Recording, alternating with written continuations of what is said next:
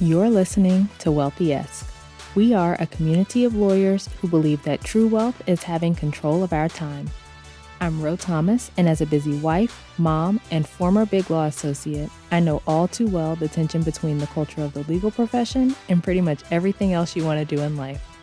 That's why each week I'm bringing you the information and tools you need to improve your money mindset and manage your money to create true wealth. Because ultimately, it's not about the money. It's about the freedom and flexibility the money affords. Hey friend, welcome back to the show. I hope you're doing well and having an amazing day so far. Today, we are talking about creating the space to make better choices for your finances.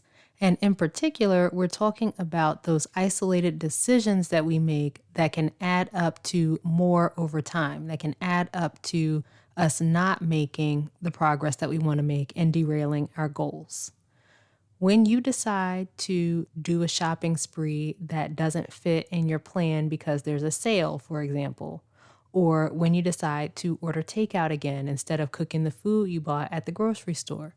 Basically, when you have a choice between doing something that can keep you on track with the goals that you have or doing something that takes you away from those goals. I heard a great quote from Viktor Frankl that says, "Between stimulus and response, there is a space. In that space is our power to choose our response. In our response lies our growth and our freedom." That quote is perfect for these isolated choices that we're talking about today. Because before you do that shopping spree or order that takeout or whatever the thing is for you, you have the power to choose something different. That choice, the ultimate response that you have, can lead you closer to your goals or further away. So this comes up often with my clients. For example, one of my clients had a specific savings goal one month, and when we were reviewing his spending for the month and the fact that he had fallen short of that goal, he was telling me about some extra things that he had bought because they were on sale. So he wasn't planning to buy these things, but he came across them. He thought they were just a really good deal and he didn't want to pass them up. But in buying those things, he didn't achieve the goal that he had set. He didn't save the amount that he wanted to save in that month. So he essentially prioritized these items that were on sale over the savings goal that he had. That might not have been an intentional decision he made, but that was the effect of the choice to buy those things.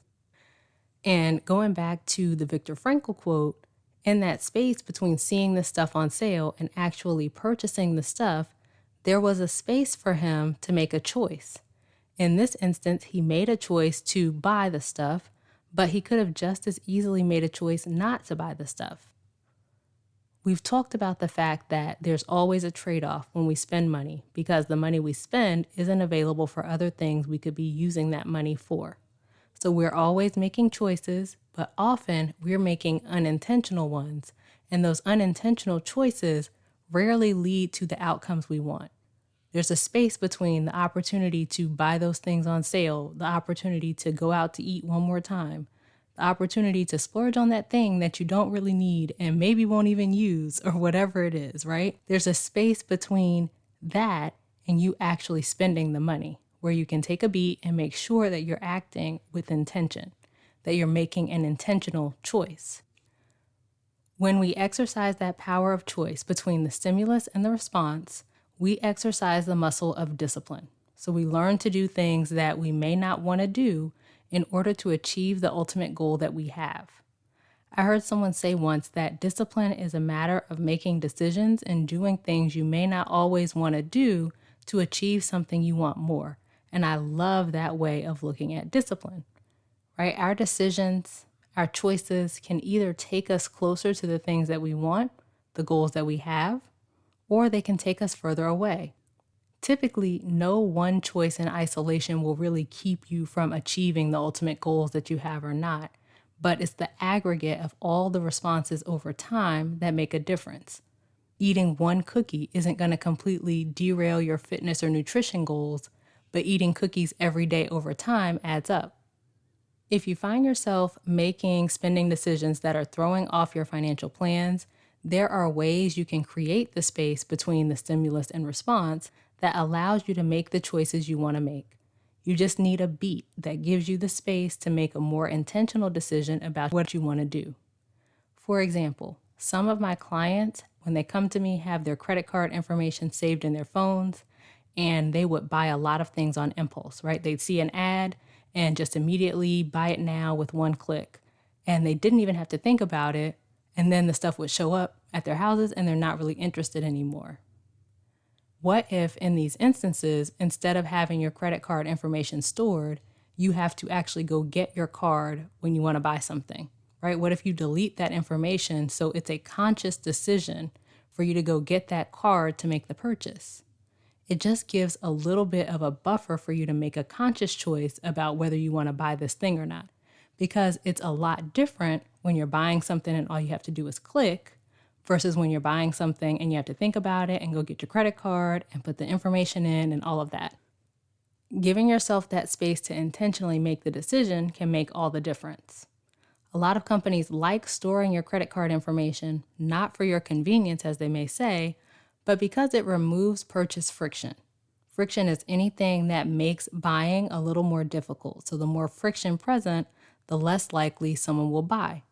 By creating friction for yourself, by deleting your stored credit card info, then you create a space between the stimulus and response, as Viktor Frankl talks about. It's that space where you are making the intentional choice to get your credit card and spend or not. When I notice my clients making decisions that are taking them away from their goals, I give them strategies like this one that help them create the space to make better decisions. The overall point is that in your financial journey, there will be things that pop up that can derail you, and you get to choose how you respond to them. The goal is not to always make the exact right, perfect choice every single time, right? That's unrealistic. That probably won't happen. But if you can make more choices in line with your financial goals than not, then you'll keep moving forward toward where you want to be.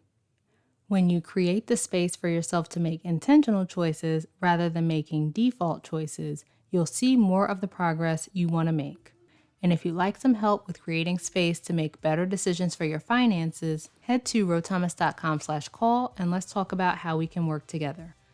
All right, that's it for this week's episode. Come connect with me over on social media. I am most often on LinkedIn, Ro Thomas, and on Instagram at I am Ro Thomas. Subscribe to the show and leave a review, both of which help more people to find us. And please think of a friend or two who you think could use this information and share it with them. As we close out, friend, I pray that you take the information you learn here, apply it in your life, and open up to the realization that wealth is available to you. As you do that consistently, week after week, you'll continue to take steps to regain control of your time, build wealth, and live the life of freedom and choice you deserve. Talk to you later.